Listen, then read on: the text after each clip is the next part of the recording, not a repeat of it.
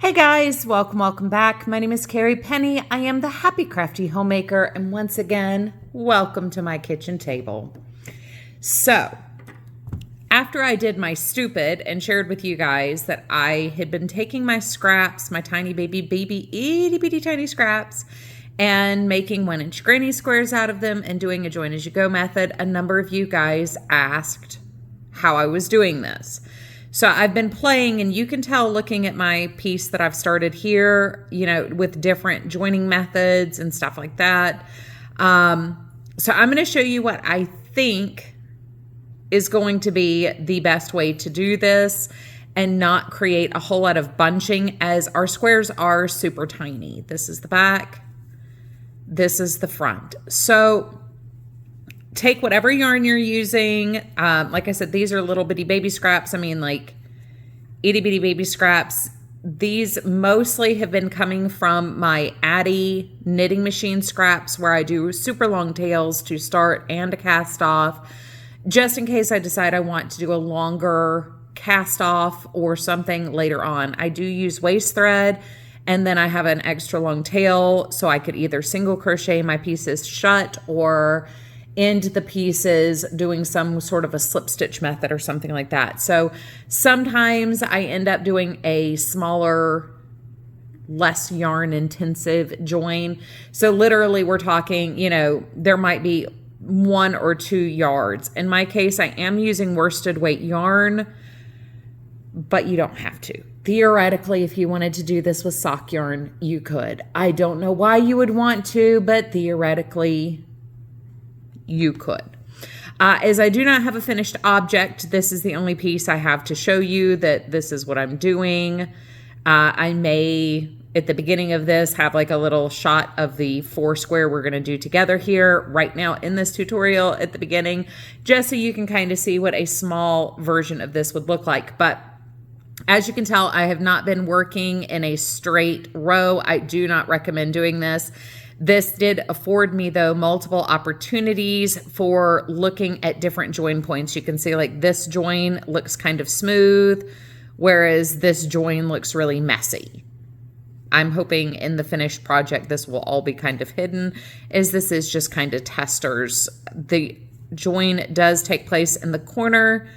It is very similar to my corner to corner join. So if you're already familiar with how I join my corner to corner squares together, you will notice a lot of similarities with this method. So I'm going to go ahead and slide this to the side and push this little guy forward. So this is the first granny square. Unfortunately, the scraps I have to work with right now are some dark. So I did go ahead and decide to start with the darkest. I do not think I'm going to use the black, as I do have a gray, a blue, and a pink that I can use for this tutorial. I am using what I have in my scrap square bag.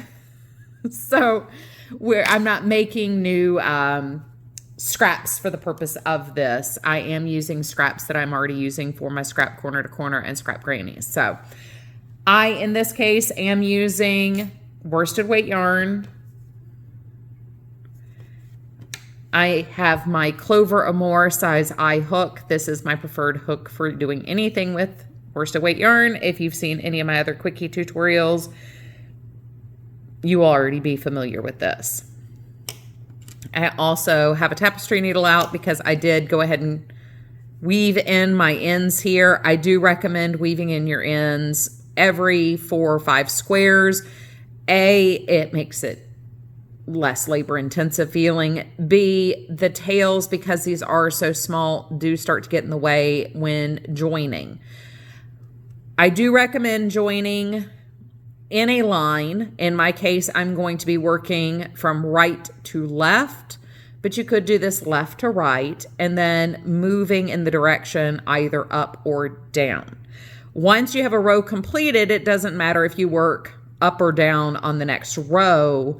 It just matters as far as how your corners are going to start to stack. So we start with our first square. If you are curious how I did the center of this granny, you can feel free to go check out my granny square tutorial. I do have a quickie tutorial on how I make my granny squares. I am using the same form for these. So square number 1 is just the 1 round granny. That makes getting the setup done just a little bit easier. For square number 2, we're going to be joining to the left of this square. So we're going to start by get my arm off my yarn here. We're going to be starting the granny square, chain 3,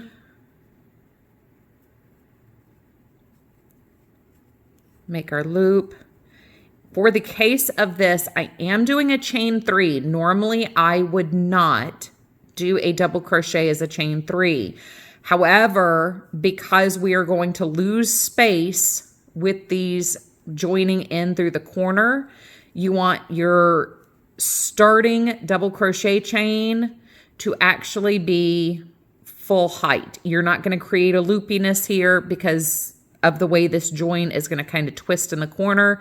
You want to have that slight extra space there. Normally in a normal granny square, I would just do a chain 2. So that is one small difference here in the case of this project. So before I complete this, I'm going to do, so it's 3 double crochets, chain 2. In this case, I went ahead and did 3 double crochets and a chain 1. We're going to pick up our square here through the corner, pull our chain loop through there, and do our chain 2. That's now going to lock these 2 corners together. So now I'm going to do my 3 double crochets. 1, 2, 3, chain 1, lift this up, put your hook through the next corner, slip your loop through, chain 1, and now we're going to complete our granny square with 3 double crochets. 1, 2, 3. As you can see, I mean, you really just need the tiniest amount of yarn for these individual squares, which is why this became the project to do with my tails from my Addie projects. Okay, so we've got 1, 2, go into the top of the chain here, slip stitch. Easy peasy lemon squeezy, you guys. We now have, 2 squares joined together.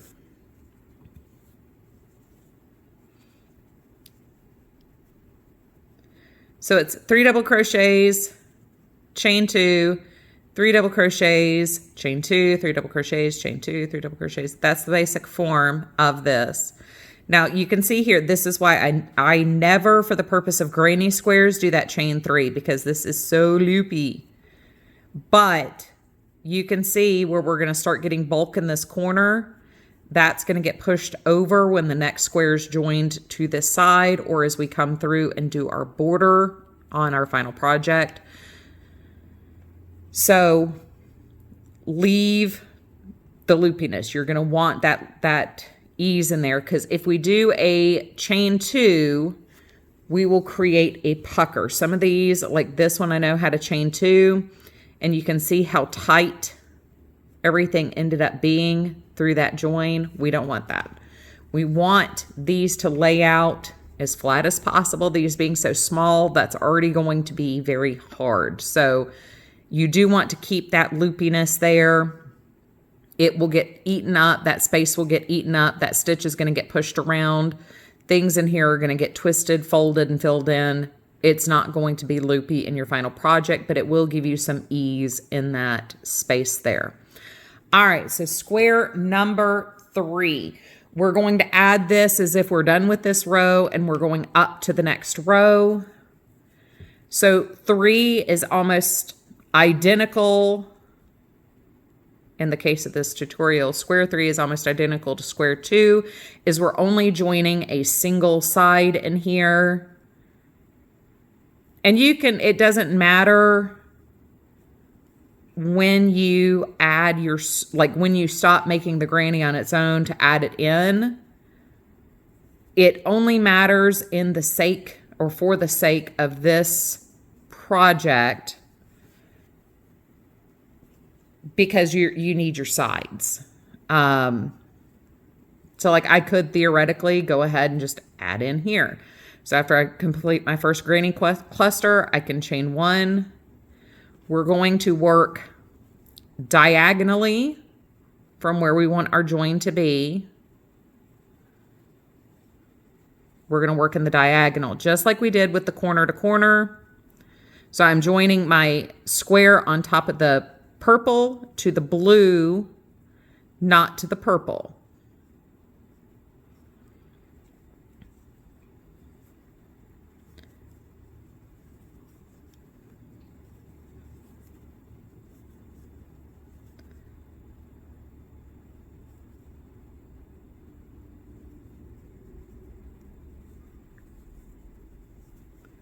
Three double crochets, chain 1.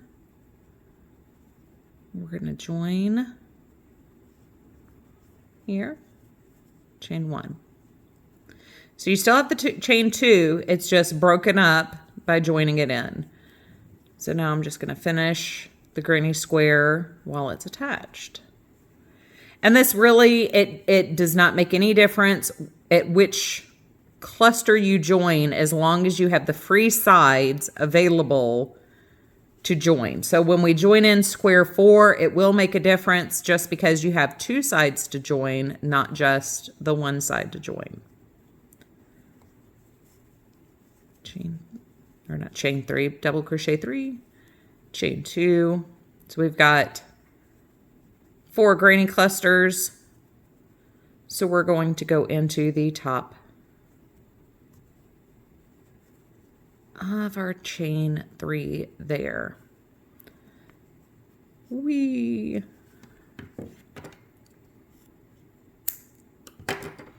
you can see how the ends are getting in the way already with just the 2 squares having ends.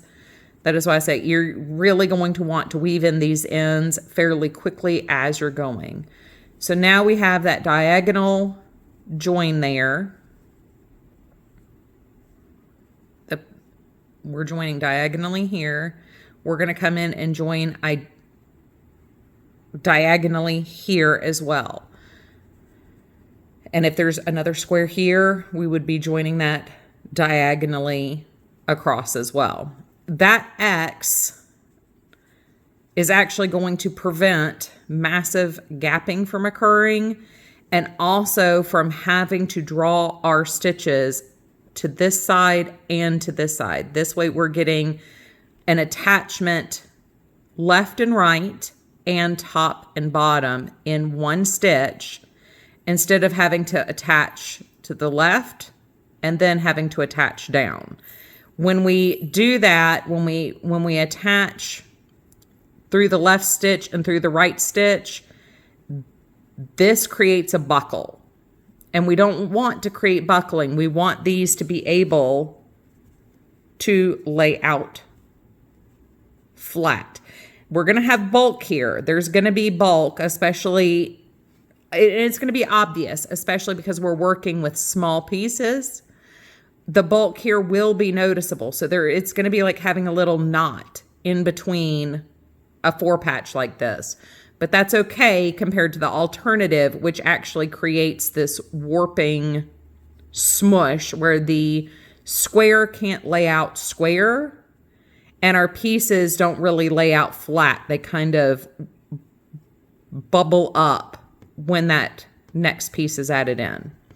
So, get our ends out of the way here. Our 4th block going in here, and this is every square after the first square of any row. All of your row 1 squares go together the same. All of your subsequent rows, the first one goes on just like the first row went on, where you're only attaching the one side. All other squares are going to be connecting in this L shape here. So this is actually what you're going to be doing the most of, is going to be doing these two-sided grannies. Once again, I will have a link in the description box of this video and hopefully in the iCard for my granny square tutorial if you're curious about how I just make plain granny squares. This join is different than how I do my granny stitch joins. At this time, I do not have a tutorial for using my large squares. I have not done any of the blankets using my large squares yet. And I really don't want to make squares just to put them together for the purpose of a tutorial, because I want to keep my crafting time and tutorial time, you know, kind of logical. So if you do have large granny squares you're looking to join and want to join them ASAP, I highly recommend going to Hooked on Robin's videos. She has some amazing join videos over there. So definitely go check her out. She has a solid granny join and she has an open granny join. So go check her videos out if you want to join something larger than these 1x1 granny squares. Okay, so joining this in, we're going to go into our first corner here. Because this is an end and the purpose of this 4-patch, I'm just going straight in, oops, on this corner. Now we're going to do our next granny cluster. 1, 2, and 3. Chain 1, and we're going to join this on the diagonal again, down through the purple here.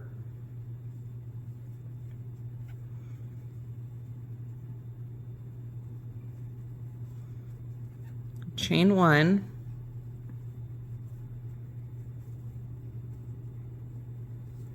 granny cluster, 1, 2, 3. Chain 1, and now we're going to join up into the pink.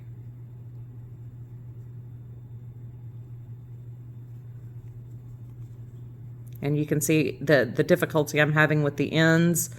That is why I do recommend weaving in these ends fairly quickly as you go. I did something horrifically wrong here, didn't I? Yes, I did. What did I do? Well, y'all just caught that on camera. That's impressively wrong, guys. And I'm going to leave that in because I'm not going to refilm that. I'm not going to edit that. What did I do?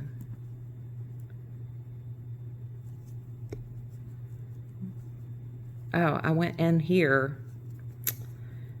Well, that's the problem with filming. All right. I've got a chain 1 there. We're going to go in through the blue corner.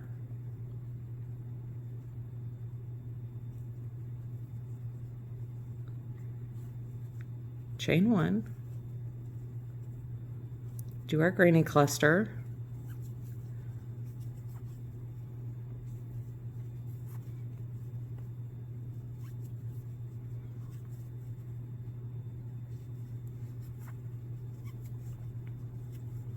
Chain 1.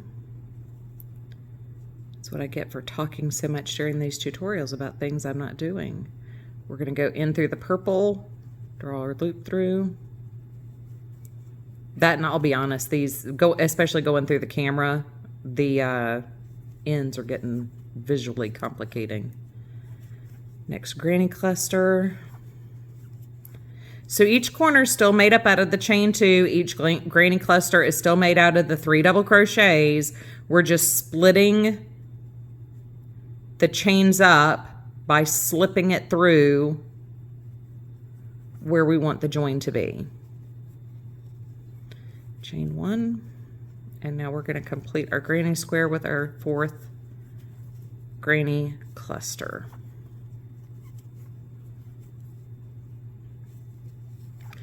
Well, now y'all got to see a mistake. You got to see a tutorial. And once again, I shared one of my favorite channels for technique. I do love Hooked by Robin's videos. They are beautifully edited, exquisitely explained. Much, much better than I could possibly do. Okay, so this is what we're looking at in what the 4-point join is going to be there. I mean, it's not a huge bulk. It is bulky. That's Pippin walking across the table because he thinks he owns everything.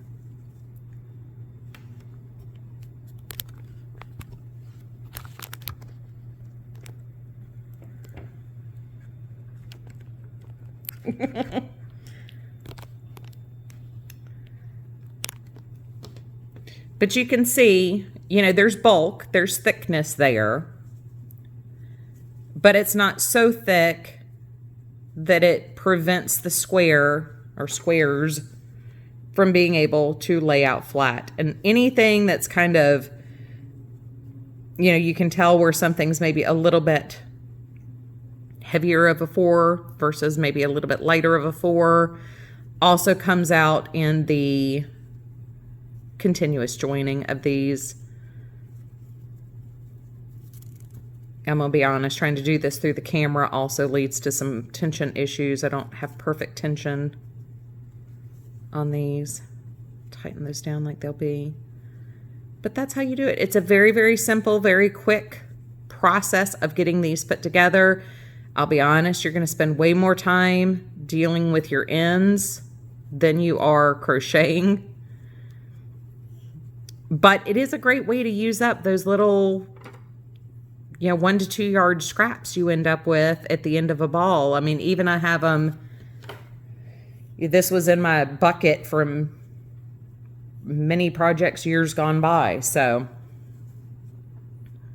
there you go. That's how I do my 1x1 granny square join. Now I will actually be working this in somehow to this piece. Probably attaching it somewhere like that. Maybe down here. And I will just do a, you know, adding a granny in and then continuing to build off. My goal is to get this to be 6x6, and then once it was squared off, then I could do this properly and stop experimenting. But you can see I've experimented with a lot of different ways to do this. I have some that turned into what I just showed you guys, where we're crisscrossing and joining here. Then we've got one, it looks like I tried to overlap that. This one was up, down, left, right, joining. But this, I'll be honest, is the most straightforward process. This is the most straightforward way to do it, and it does give you the tightest knot there. So I hope that was helpful. If you have any questions, please leave them in the comment section down below. Feel free to reach out on Instagram or at my email if you have a question about this technique or this tutorial. As always, I love you guys. I look forward to seeing you real soon. Please take care. Bye, guys.